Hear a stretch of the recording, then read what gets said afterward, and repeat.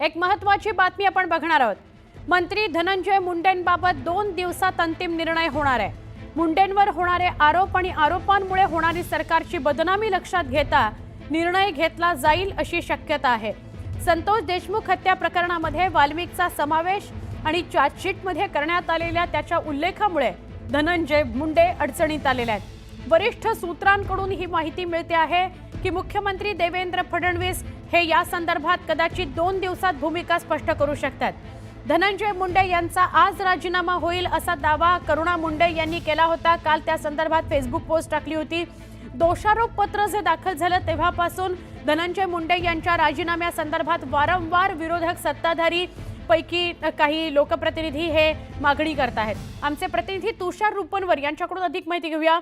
तुषार, आजपासून अर्थसंकल्पीय अधिवेशनाला सुरुवात होतीये अशी चर्चा होती की मुंडेंचा आजच राजीनामा घेतला जाईल, पण आत्ताची ही काय अपडेट येते?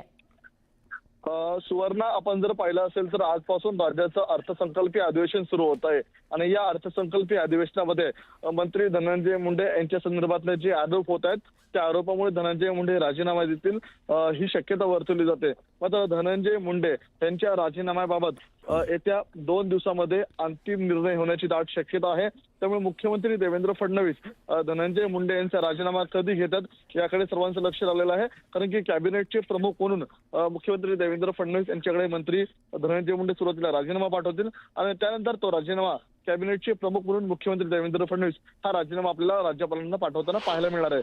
त्यामुळे आजच्या अधिवेशनामध्ये पहिल्या दिवशी मुळात धनंजय मुंडे सभागृहामध्ये येणार का याकडे सर्वांचं लक्ष लागलेलं आहे, कारण की प्रामुख्याने राष्ट्रवादी असेल, काँग्रेस असेल किंवा शिवसेना उभाटा गट असेल या तीनही पक्षाच्या आमदारांकडून धनंजय मुंडे यांच्या राजीनाम्याची आपल्याला संयुक्तपणे मागणी होताना देखील पाहायला मिळणार आहे। त्यामुळे विरोधकांचा आवाज जर दाबायचा असेल तर त्यापूर्वीच या ठिकाणी स्ट्रॅटेजीचा भाग म्हणून मुख्यमंत्री देवेंद्र फडणवीस हा मंत्री धनंजय मुंडेंचा राजीनामा घेऊ शकतात।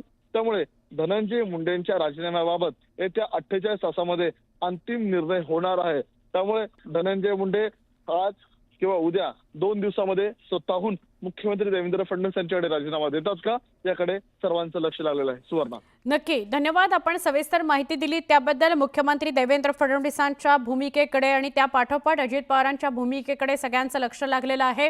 फक्त विरोधक नव्हे तर जनमानसातून सुद्धा खूप मोठ्या प्रमाणात रेटा आहे की धनंजय मुंडेंनी नैतिकतेच्या पातळीवर राजीनामा दिला पाहिजे।